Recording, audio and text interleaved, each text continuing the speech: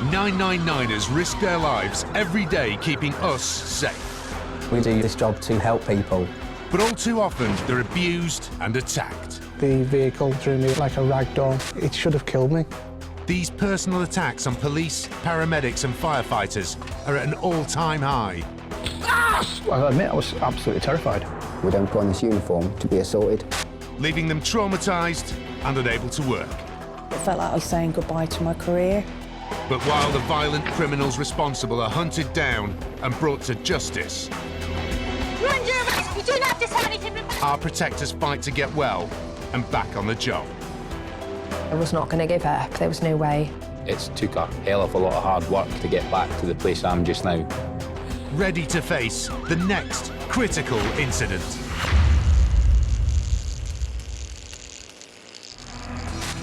Today, thieves on the run use their getaway car as a weapon. There's always been police officers killed by people in cars deliberately. Paramedics come under attack from a patient they're trying to help. He was thanking us, and all of a sudden, he just lurched out. And there's an emotional return to work for a police officer who owes his life to the quick thinking of a colleague. The journey that you've had, it puts a lump in my throat.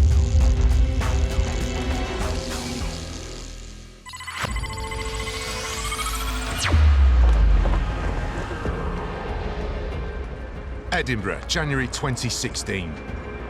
PC Fraser Bell is on shift when the police receive a call from a member of the public. Good evening, Police Scotland. How can I help? Hi, how you doing? I'm just I'm phoning. There's a group of teenagers that have just walked by Baltara Street in Edinburgh and set a bin on fire. I was working with two colleagues and we were kind of within the city centre, actually making our way back to my home station, which was Howden Hall, to go for our break. And we heard a shout on the radio about a large group of youths in the Morningside area causing a bit of a disturbance. The bin currently escalating now, so I'm also going to phone the fire brigade. How many is in this group? I'd say about 8. A female officer has already made her way to the scene. You know from listening to the radio when people are just doing a normal update and when they're, in a bit of an issue. But you could tell from the tone of her voice that she was quite, not panicked, but quite concerned. And also there was like sounds in the background of a disturbance. Made our way there quite quickly, and on arrival, I've observed the female officer surrounded by a group somewhere in the region of kind of 12 to 15, possibly more, possibly less, youths. One youth had hold of the female officer. Basically, they were struggling. So on seeing this, I've jumped out of the passenger side door.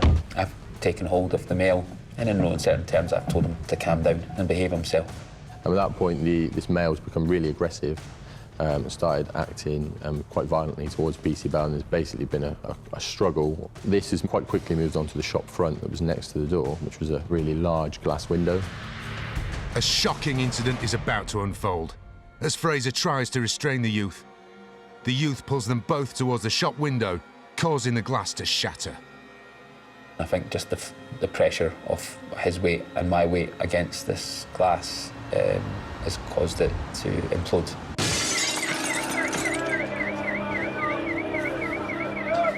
He's fallen backwards. I've remained standing, but still had a hold of him. Within seconds, I've looked up, and there above us is the remainder of the glass about to fall on top of us, or specifically him. Large pieces of glass, probably 1 metre or 2 metres in width, and the same in length. Big jagged pieces of glass have started falling down. I've pulled him into my body to protect him with my right arm, whilst raising my left arm up above my head to protect us from the falling glass. At which point in time, the glass is basically exploded around my arm and then shattered around our feet. I've then looked at my left arm. I've just seen carnage. My first reaction is to grab this male because we need to detain him. I think it was the third or fourth call of my name. I've looked to my right and seen Fraser holding his arm and just a lot of blood sort of coming out of his arm. Immediately put him in the doorway that was next to us, sat him down and tried to get him to put some pressure on the wound. It was pouring with blood. I could see down to the bone. I just effectively had a tennis ball size hole in my arm that was bleeding a lot. I mean, a lot.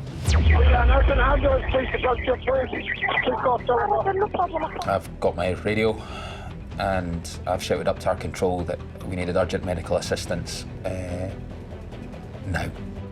Fraser's colleague and close friend PC Martin Coulter was on duty that day.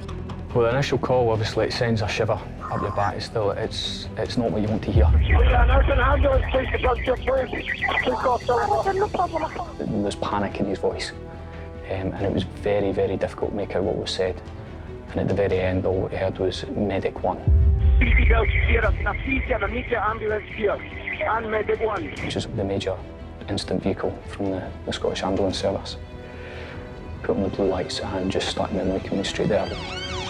As help arrives, Fraser's condition has deteriorated. Everything that I was wearing was saturated with my own blood, and we weren't able to get it to stop. It was as if my life was being drained out of me, and I could feel myself just starting to give. In that moment, I thought I was going to die.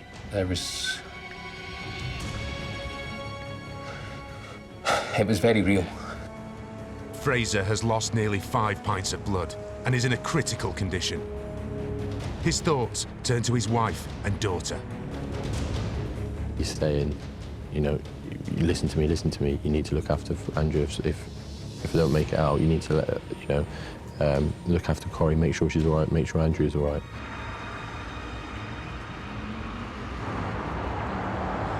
As I got there was a large pool of blood, and Fraser was sitting in the doorway, grey as a sheet, eyes starting to roll. And he sort of clocked me and said, you know, beg for me to help him. It was like someone had turned on a tap. It was pouring out of me. Martin skillfully applies pressure to Fraser's open wound to try to stop the blood flow. Application of the bandage was sore beyond belief, and I remember screaming out in the roadway. When you're losing the volume of blood that I was losing at the time, just to see it stopping is a reassurance in itself. After that point there, I was still really concerned for him because his eyes were rolling. He was almost drifting in and out of consciousness. Shock was starting to take over. I was starting to fade. I was starting to lose consciousness, and he gave me a few slaps and said, no, you're staying here, you're staying with me.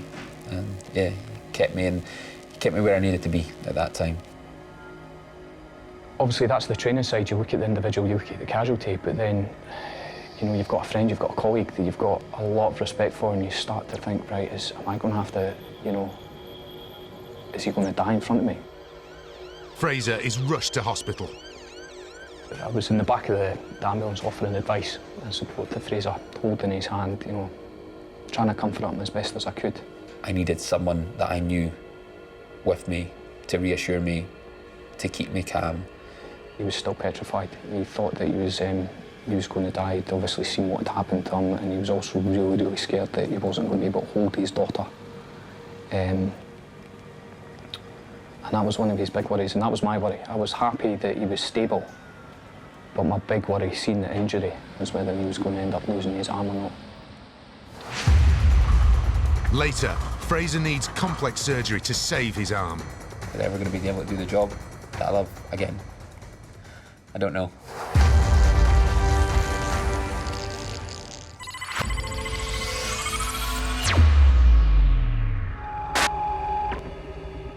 In Manchester, PC Ian Bruce is part of a specialist team tackling vehicle crime. There's always been more police officers killed by people in cars deliberately than in any other way, you know, knives or guns. The car's always been the most dangerous weapon that the police have had to face.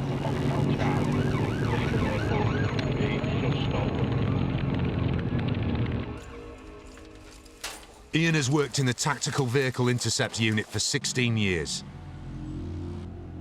They use high-powered cars and high-tech cameras to fight vehicle crime. This includes catching joyriders, thieves in getaway cars, and chasing down stolen vehicles. Danger may be written in the job description, but Ian gets a lot of satisfaction from his role. My big passion in the police is catching burglars and robbers. That's the sort of people that we target. One night in October 2017, Ian was on patrol and partnered with his colleague, PC Burtonshaw. We'd had quite a few burglaries up in the North Bury area, which is right at the north side of the force.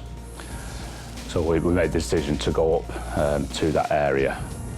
Around 3:20 a.m, a call comes in that an alarm is going off in a convenience store. Ian arrives to find the store has been broken into and the suspects are still at the scene. As we pulled alongside it, there was two men in balaclavas or face coverings coming out of the front door.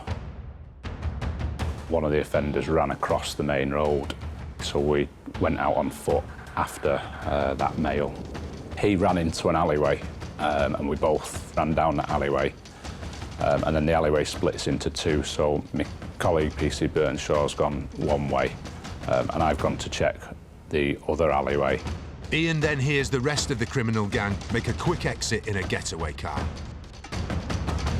There's a car has come past with no lights on, engine revving loudly. It was, quite clear in my mind then that was the offenders. I'm obviously separated from PC Burtonshaw at that point. Ian has to make a split-second decision. Wait for his colleague or pursue the offenders.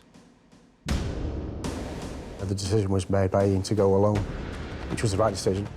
I was desperately trying to run back to the car to get in with him, but he'd gone and he had to go. I'm in pursuit from this thieves on in Greenmount. It's Ford Mondeo for the Greenmount turning, and it's continuing. Ask the section patrols to come with me. I need them section patrols involved in this pursuit. The dangers to me, single crew overrides it. My partner is out on foot. The minute that he shouted up on the radio channel that he was on his own and he's behind the subject vehicle, his colleagues heard that shout and they made their way to the area. Ian is on his own and knows that if he catches up with the criminals, he will be outnumbered, as there are 5 of them to only 1 of him. They were quite high speed already, and it's developed straight into a pursuit. They know it's our car behind them. And then the car very quickly after that has stopped. Where they stopped, you know that they're not abandoning the car. As soon as those back doors open, that's the moment where you know this is different. The near side passenger is immediately getting out with a hammer, and the offside passenger is opening his door as well, and he's holding some sort of metal bar in his hand.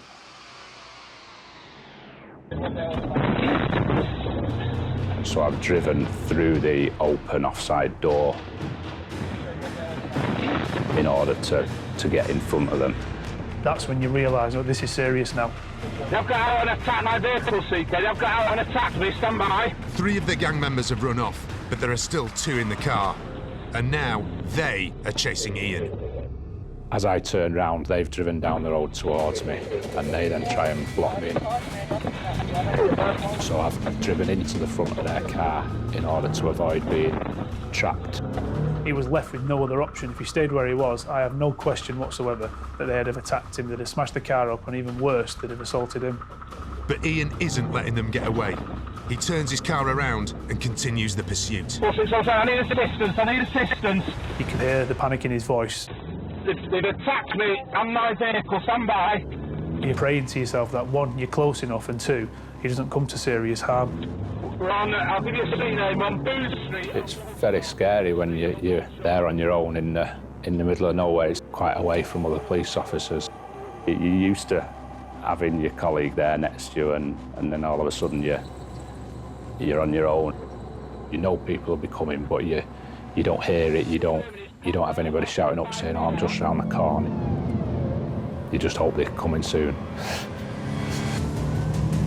And they can't come soon enough for Ian, as the criminal's car makes another sudden stop. I don't know what they're going to do here. You don't know what their plan is. This time, they start reversing at my car. Yeah, I'm trying to get rammed again now, CK. They're ramming me again, CK. Meanwhile, Ian's partner, left behind at the scene of the crime, has managed to bag a lift with a responding police officer. After he'd gone off chasing the Mondale, a section car turned up, responded to the alarm at the premises. I took over the driving, he jumped in the passenger seat, and we ended up as car 2 behind PC Bruce. He closely follows the events as they unfold over the radio. I knew things weren't going perfectly to plan. I could hear it in his voice. Yeah, I've been rammed again, CK. And he'd been rammed quite badly. They've accelerated quite sharply, so it did hurt that impact. I've been rammed a few times by these vehicles. It's becoming more and more prevalent. It's not a good tactic, but it's what happens. Papa Oscar 5-4, Foxtrot Echo Mike. Ian was still, at this point, the only one behind the vehicle. There was still at least 2 offenders on board. So the risk is still massive. The burglars are driving through residential streets at over 70 miles an hour, putting the public at serious risk. You don't have a lot of time to think about anything else other than what's happening in front of you and sort of self-preservation. As the chase continues, the criminals start to throw weapons from the windows. Just confirming that it's okay and left you open it. Yeah, they're going to try and attack me again now, I think, CK. These males are armed. The front seat passenger, CK, has just thrown an axe out of the window at me. Police helicopters and other units have been scrambled. Ian's partner has now caught up behind him. Both got tasers. I will be trying to take the vehicle out when we get an opportunity. And a Stinger device has been deployed ahead of the getaway car. A Stinger it's like a bed of nails that's thrown out in front of a car to deflate the tyres. Roger, thank you. Is it at that junction? So that's popped the tyres. Unfortunately, when it's been thrown out, I've driven over the Stinger as well, so I know that my tyres are deflating as well. Ian knows that this is his chance to bring the car chase to an end. Due to the sort of level of risk that the offenders have sort of posed, we've utilised what we call tactical contact, which is deliberately colliding with their vehicle in order to bring about the end of the pursuit. The tactic is a success, but it's not over yet. 2-1, there's been a tactical contact. The vehicle's now stopped and the driver's out and running. Later, we see the dramatic manhunt to catch the runaway driver. The driver who I went after carried on running through the field, but it was pitch black.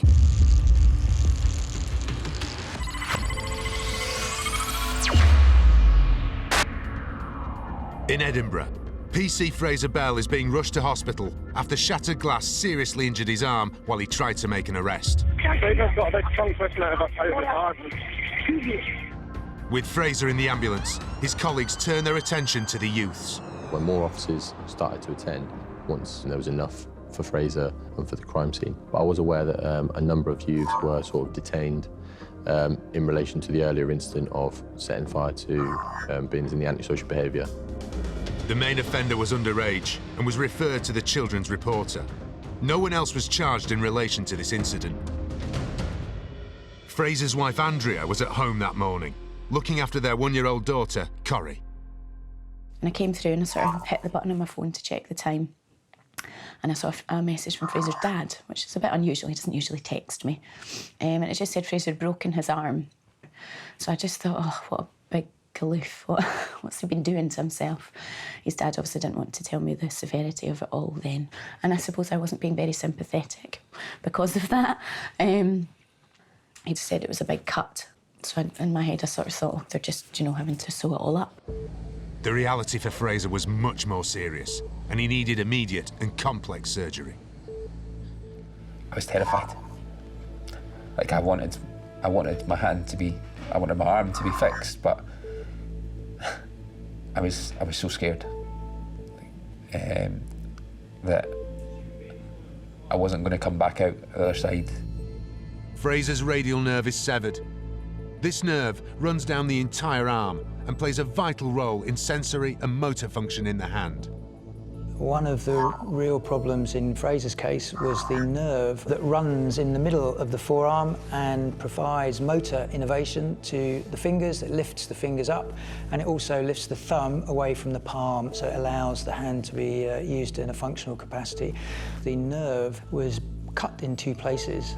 Fraser's injury resulted in the fingers dropping and the thumb dropping into the palm, so he had no ability to resist the effects of gravity and lift his fingers up. And all of the tissues were just pulled apart, so it was a very large gap that went right the way down onto the bone.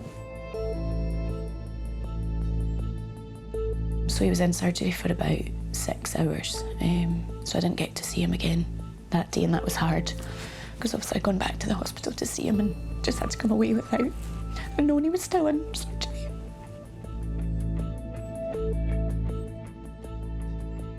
I remember waking up and I was in pieces, emotionally, physically, everything. It just felt like every single part of me had been taken away. My job, my family, this. I mean, I know I was still there, but everything about me had just been taken away. A week later, Fraser was allowed to go home for his daughter's 2nd birthday. It was one of the best moments of my life, I think. I still wasn't in a great place when I got home. Still taking a lot of medication, still in an incredible amount of pain. But yeah, just to see her wee face, her smile lit up the room when I walked in, and it was everything I could have wanted and more. Although Fraser was home, his work and his future were very uncertain. I couldn't open my hand in any way, shape or form. So I needed to basically learn how to reuse my hand completely. A lot of intensive physio, both at the hospital and at home. A lot of tears. This idea of getting back to work and going back to the shift, and maybe it wasn't going to happen. Maybe I wasn't going to be an operational police officer. Maybe I wasn't even going to be a police officer. Andrea is an occupational therapist and was keen to help Fraser with his rehabilitation. As he progressed and was allowed, as his surgery and sort of as things had healed up internally, he was obviously starting his physio and doing exercises and things, but I sort of went into my occupational therapy mode, I think, and I sort of got him all these different gadgets and things so that he could make something to eat for himself, one-handed. She was my rock at the very beginning. I mean, not only was she looking after me, she was also looking after a very small child. She was working, she was dealing with my moods, which, if I'm honest, were not great. As I say, I had a lot of low moments, so probably wasn't the best husband. I love her, I love my kids, I love my job. And do you know what, I'm glad I'm still here, and that's the main thing. When I was in that doorway, looking at one of my colleagues' eyes, and I said to him, "Can you tell my wife that I love her?"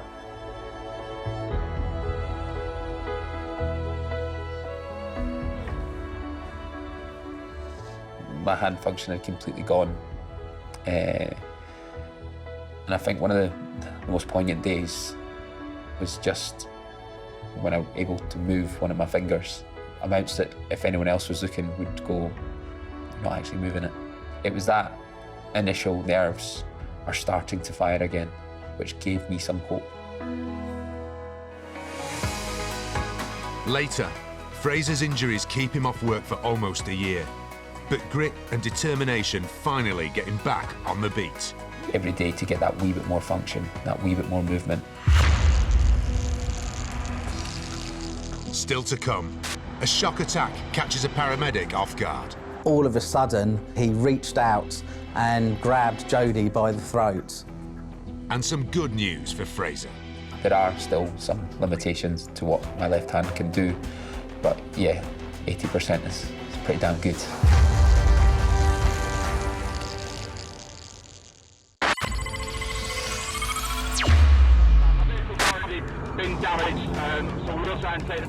Back in Manchester, PC Ian Bruce has been chasing a gang of burglars.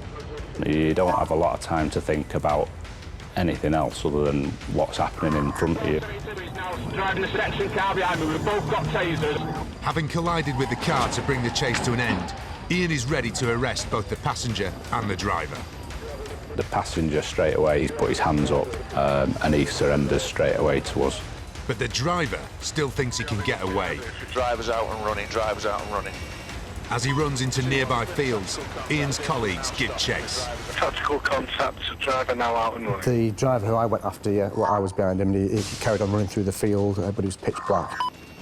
What the driver doesn't realise is that there is a police helicopter overhead. They may think they're invisible, but that heat-seeking camera on the helicopter is brilliant. The harder you run, the more your body temperature rises, and the more your heart's pounding, which it will be, the adrenaline will be going. You glow like a big white dot on that screen. Yeah, he's off in the darkness, mate, and the fields. You can try and run, and for us on the ground, there might be obstacles in our way. You jump over walls, you run through fields. It'll always keep tabs on you. Bear to your right, you see him making off across the field. And it's quite easy for the helicopter to talk in officers on the ground. So he's in hedges now, coming out onto Bradshaw Road near Isherwood's farm. It was highly, highly unlikely that he would ever have escaped. He was always going to get caught. There's nowhere left to hide for this runaway criminal. The game is finally up. He eventually came out the other side of the field, and there was police there to detain him and arrest him. The police patrol's got him in custody now. Yeah, driver's been detained. We know now they were stealing cigarettes and they were trying to drag the cash machine out from the premises. We caught 2 offenders, the 2 that remained in the car, we caught them. The other 3 have never been caught. The driver pleaded guilty to burglary, dangerous driving, driving while disqualified, and having no insurance. He was sentenced to 2 years and 8 months in prison. The passenger was convicted of burglary and banged up for 16 months. They're obviously career criminals and they're dangerous people.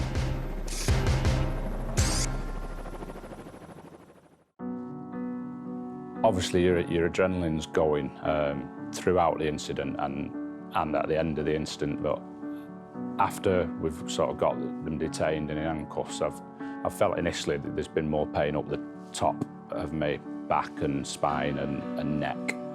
I'm trying to get rammed again now, so you can... Ian's back has been seriously injured during the chase.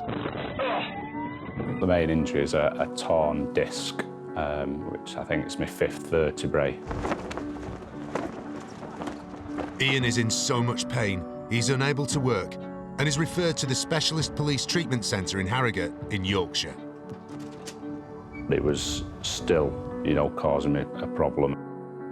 The worst pains that I have at the moment is actually being in a police car with body armour on. The body armour presses in at the base of my back where the injury is. It isn't as much as the Monday. Here, Ian will undergo intensive physiotherapy and treatment. These are the classes that we've had on offer, and I think I've overdone it quite a lot. Pilates, I started off that, and you get in positions you'd never believe.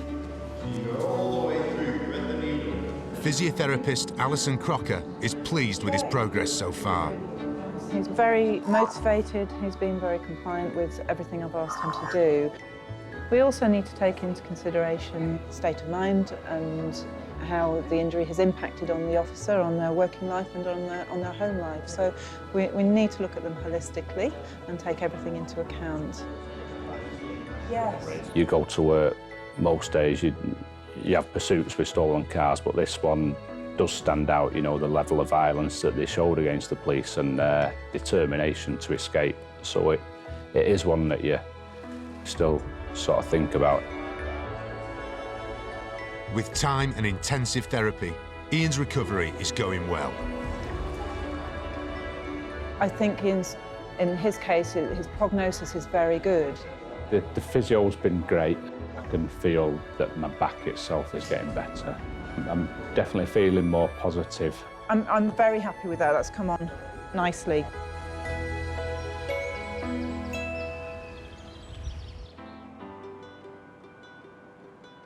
Three months after the high-speed chase that ruptured Ian's disc, he's ready to get back behind the wheel. Looking forward to getting back out on the streets again.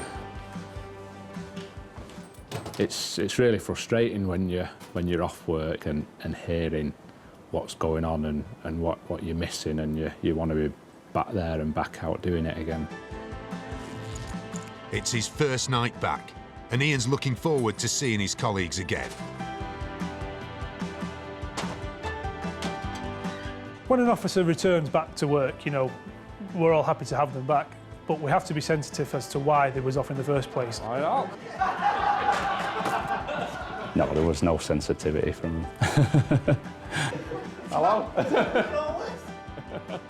Providing it's professional and respectful, there may be some playful banter. Hey, how's your holiday been? 3 months, nice Christmas and that. Looking well. Cakes here if you want them, boys and girls. Having Ian back at work is absolutely brilliant because, you know, we're all friends and we're all colleagues at the end of the day. But it's such a morale booster because, you know, one, not only are they recovering and they're doing well, two, they're back in work, you know, and they're part of the team again. Yeah, it was great. It was good to have him back. He was missed in the office.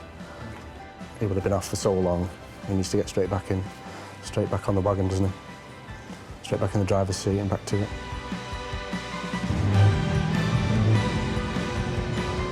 Yeah, it feels great to be back in a police car and back on the street. We've heard a couple of burglaries and cars been stolen. It's just straight back into like it's any other day. Yeah, like I've not been off.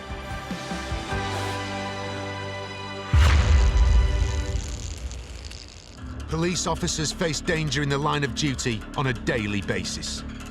In this clip, 2 officers called to an incident in Northamptonshire are faced with a man wielding an 8-inch kitchen knife. The attacker tries to stab one officer twice and even manages to make contact. But luckily, the officer is wearing a stab vest. The attacker is eventually brought under control and arrested. Both officers received a Chief Constable's commendation for their bravery, and the knife man was jailed for 3.5 years.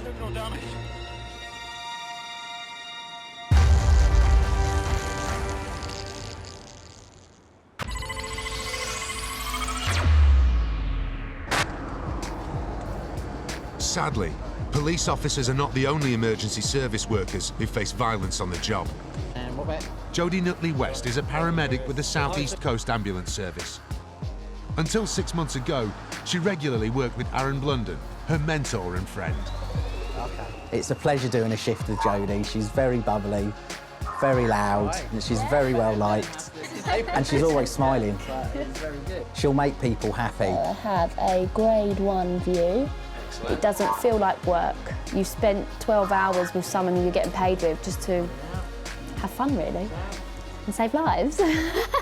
After working together for years, they've been through a lot. We medically treat people from sort of social domestic problems to the most life-threatening emergencies that we come across. But nothing prepared them for a violent attack from a patient they were trying to help. Jody and I were working a typical day on an ambulance. You never know what the next job's going to be, and we were enjoying it. We'd had a good day. The next job that just came along just happened to be a male that was found in a high street on the floor, and that was assigned to us. The patient had no visible signs of injury, but was complaining of abdominal pain. He was approximately 50 to 60 years of age. He'd had a little bit to drink, but he wasn't intoxicated. He wasn't heavily intoxicated. He was talking, he was responding to us. Jody and Aaron quickly transferred the patient onto a stretcher and into an ambulance. He was slightly confused, but he was talking to us very openly and almost thanking us for helping him and getting him out of the cold. There was no warning. There was nothing to say that it was going to change. And all of a sudden, he just lurched out. There was a look on his face of just pure hatred. And he reached out and grabbed Jody by the throat. Just out of nowhere, just to respond like that and strangle me was a massive shock to the system, really. He scared me. The reaction from me was just to grab his arms and forcibly take them off of her throat. He was then forcibly trying to get up. The change was unbelievable, from thanking us to all of a sudden being this absolute rage of torment. He started thrashing out, he started spitting, he started swearing at us. And then it continued to get worse verbally. He was making very aggressive threats to kill us. He wanted us to let him go so he could fight Aaron. The only way we could stop him was by restraining his arms and his legs. And the power that he had in him, that two of us struggled to keep him down. He was being verbally aggressive to myself with the most horrendous and vile things you could possibly say. There was pure evil in what he was saying, and I think that's the thing that affected Jody so much. And we could just do no more than just hold him down and let him just say what he needed to say, basically. Using restraint is the last thing you ever want to use on someone. But at this case, we had to protect ourselves. While Aaron restrained the patient, Jody pressed the priority button and called for help. Luckily, it was armed police that turned up. So big men with big guns turned up, and he wasn't so angry then. We still transported him to hospital because he was our patient. We can't just give up on someone. In that time of driving into hospital was obviously when you then start realising what had just happened. When you're on your own and you're driving in.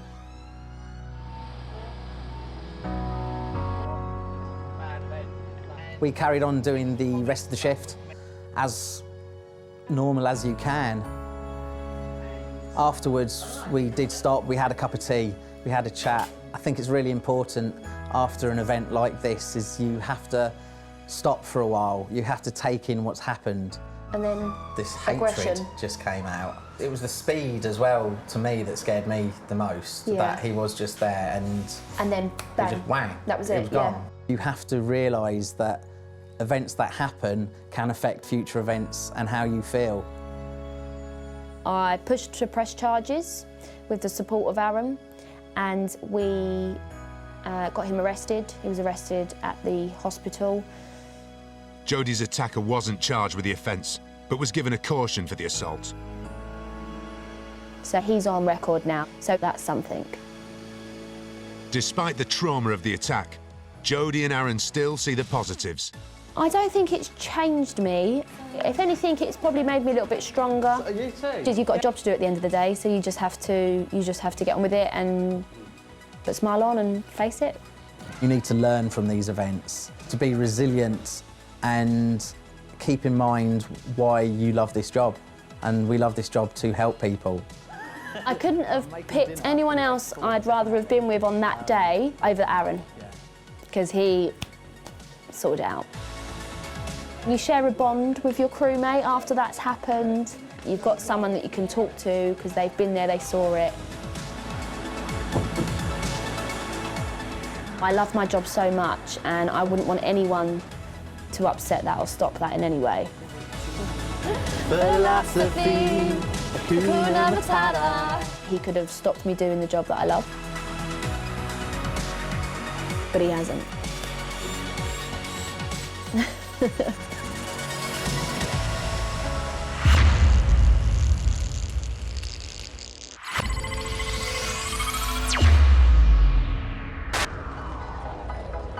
Back in Edinburgh, PC Fraser Bell spent 10 months off work following an attack which caused him to crash through a shop window and nearly lose his arm.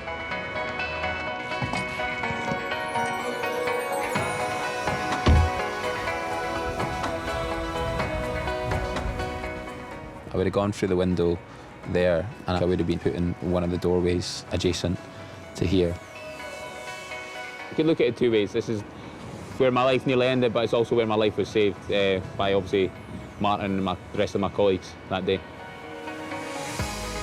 During the months he was off, Fraser worked tirelessly to get movement back in his hand so he could get back on the beat. Every day sometimes was a victory. every day to get that wee bit more function, that wee bit more movement. It felt amazing. It did. It felt like I was going to get over this. We eventually got to a point where I had enough control to kind of be able to change my daughter's bum, which, as unrewarding as that sounds, was a reward in itself. And his determination paid off, as Fraser now has around 80% function back. There are still some limitations to what my left hand can do, but yeah, 80% is pretty damn good. It's pretty damn good. I would have taken 80% right at the very beginning, that's for sure. And almost a year after the incident, Fraser was able to return to work. It was good. It was really, really good. It felt like it was almost the journey had come to an end, so to speak. All the work that I'd put in had culminated in me getting back onto the shift, back to working with the people that I'd worked with before. Fraser's return was also a big moment for his colleagues, in particular Martin, whose quick thinking to stem the blood loss saved Fraser's life. It was fantastic to see him back. You know, there was the initial 5 minutes where you saw that he was a bit apprehensive, but once he'd been given the opportunity to open up again and speak about things, then yeah, he was back to his normal self, which was great to see. The struggle and the journey that you've had to come back into the police and the determination you've shown it puts a lump in my throat, you know, hear that. There's not enough words for me to describe Martin all my life. I'm 100% certain of that. If it hadn't been for Martin's actions on that day, I would not be here. Your calmness gave me calmness at the time. I remember just pretty much not wanting to die. I don't think you can ever say thank you enough to someone who effectively saves your life. There are no words. There are none. As well as his recovery, Fraser has had some more good news. He's completed our family. We now have my little boy and a little girl. He's phenomenal. He's icing on the cake. It's nice having one of each. They're both as crazy as each other. They absolutely adore each other. Fraser can now enjoy his two greatest passions in life again, his family and his job. I'm now back a fully operational response officer based at Howden Hall in the south of Edinburgh. I'm very proud of the amount of effort that I've put in order to get back to where I am. It's took a hell of a lot of hard work and sacrifice on my part in order to get back to the place I am just now. I did it, and I'm still there, still working hard, still putting in the hours.